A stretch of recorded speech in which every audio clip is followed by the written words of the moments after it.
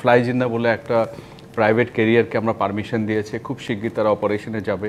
আবার ইয়ার শিয়াল নামে আরেকটা অপারেটর তারা আপনার অ্যাক্সেস চাচ্ছে।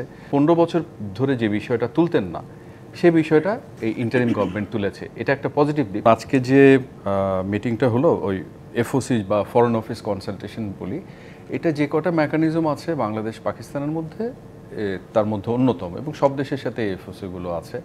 তো পাকিস্তানের সাথে যে আমরা তো 15 বছর বলছি, 10-এ মিটিংটা হয়েছে, টানাপোড়েনের কথা বলছি, স্থবির বলছি, কিন্তু ইন্টারেস্টিংলি আমরা যদি দেখি সম্পর্কটা কিন্তু একদম তলানিতে, আপনি যেটাভাবে বলছিলেন, বা টানাপোড়েন, চরম টানাপোড়েন, এরকম অ্যাডজেক্টিভ আমরা ইউজ করি।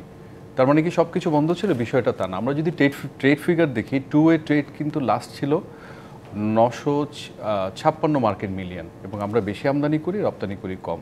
ডিফেন্সে ধরেন ট্রেনিং সহ ক্যাপাসিটি বিল্ডিং এগুলো কিন্তু চালু ছিল। মানে একটা বছরেই যতটা আমি জানি 22 কিংবা 23 ক্যালেন্ডার ইয়ারে 88টা ট্রেনিং ডিফেন্সের পাকিস্তানে হয়েছে, যেখানে বাংলাদেশ থেকে পার্টিসিপেশন করেছে। আবার পাকিস্তানের আর্ম ফোর্সেস অফিসিয়ালরা এখানে পার্টিসিপেট করে, যদিও তারা সিলেক্টিভ, তারা এনডিসি এবং অফিসার্স কোর্স।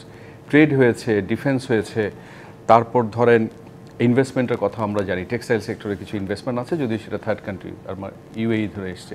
অর্থাৎ আমি বলতে চাচ্ছি, বন্ধ যেভাবে বলা হয় বা প্রজেক্ট করা হয়, সেভাবে কিন্তু একদম সব কিছু একদম থেমে গেছিলো, ব্যাপারটা না। হ্যাঁ, ফরেন অফিস কনসালটেশনটা যেহেতু দুই ফরেন মিনিস্ট্রি তো রিলেশনশিপের অ্যাঙ্করিংয়ের কাজটা করে, তো সেই জায়গায় এটা যখন বন্ধ হয়ে যায়, আজকে যে ইস্যুটা আপনারা শিরোনাম করেছেন, মোটা থেকে কম বেশি সবাই আমরা 71-এর গণহত্যা এই বিষয়টা সামনে এনেছি, অ্যাসেট ক্লেমের যে ইস্যুটা আছে 4.32 বিলিয়ন, দেন আছে স্ট্যান্ডার্ড পাকিস্তানি, যদিও আমাদের সুপ্রিম কোর্টের একটা অর্ডার হয়েছিল, যে অপশন ছিল যে কারা পাকিস্তানে যাবে এবং কারা যাবে না, এবং এখনও কিন্তু বেশ কিছু 1 লাখের বেশি আটকে রাখা পাকিস্তানি 14টি জেলার 79টা ক্যাম্পে অন্তত আছে।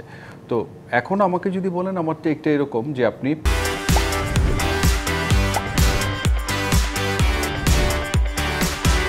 15 বছর ধরে যে বিষয়টা তুলতেন না, সে বিষয়টা এই ইন্টারিম গভর্নমেন্ট তুলেছে, এটা একটা পজিটিভ দিক। এখানে পাশাপাশি ব্যাকগ্রাউন্ডে বলে রাখি, আওয়ামী লীগ সরকারের আমলে মানবতা বিরোধী অপরাধের ট্রাইব্যুনালকে ঘিরে বিশেষ করে 13-14 থেকে রিলেশনশিপটা সিভিয়ার হয়ে যায়। পাকিস্তান কিন্তু তখন মাত্রাতিরিক্ত নাক গলাচ্ছিল, তাদের পার্লামেন্টে রেজলিউশন আনা হয়েছিল, আমাদের ডিপ্লোম্যাটকে তারা সামন করছিল, হেনস্থা করত, ইত্যাদি নানান বিষয় আছে নাক গলানোর বিষয়টা। এবং এটা তো অনস্বীকার্য যে প্রতিবেশী ভারতের সাথে সখ্যতা, ঘনিষ্ঠতা, সেটা একটি ফ্যাক্টর ছিল, এটা কিন্তু উল্লেখ না করে উপায় নেই। তো সে জায়গায় মিটিংটা হওয়া এবং পজিটিভ। এই মিটিংটা ধরে আপনার ধরেন জয়েন্ট ইকোনমিক কাউন্সিল যে কমিশন, যেটা 2005-এ হয়েছিল, তার মানে 20 বছর আগে, সেটাও কিন্তু আবার হওয়া নিয়ে কথাবার্তা হচ্ছে। তাদের ডেপুটি প্রাইম মিনিস্টার এবং ফরেন মিনিস্টার ইসাক দ্বারা হচ্ছে।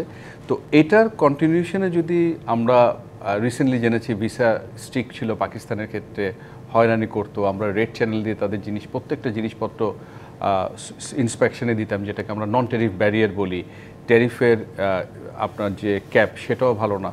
তো এরকম কিছু কিছু জায়গায় উঠে গেছে। ফ্লাই জিন্না বলে একটা প্রাইভেট ক্যারিয়ারকে আমরা পারমিশন দিয়েছে, খুব শিগগির তারা অপারেশনে যাবে। আবার ইয়ার শিয়াল নামে আরেকটা অপারেটর তারা আপনার অ্যাক্সেস চাচ্ছে।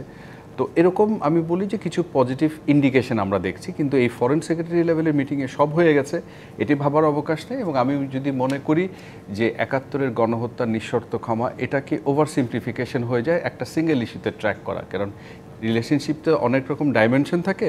শুধু 71-এর গণহত্যার জন্য ক্ষমা চাওয়া বা 4.3 বিলিয়ন ইস্যুটা রিজলভ করলেই যে সব কিছু হবে, ব্যাপারটা তা না। আবার এটা ঠিক যে আমাদের জাতীয় স্বার্থে ব্রডার এজেন্ডাকে দেখতে হবে, যে আমরা ইতিহাসের পুনঃপাঠ বা ফিরে গিয়ে রিভিজিট করে সেগুলোর সুরাহা দরকার, যদি আমরা সম্পর্কটাকে ভালো করতে চাই। এভাবে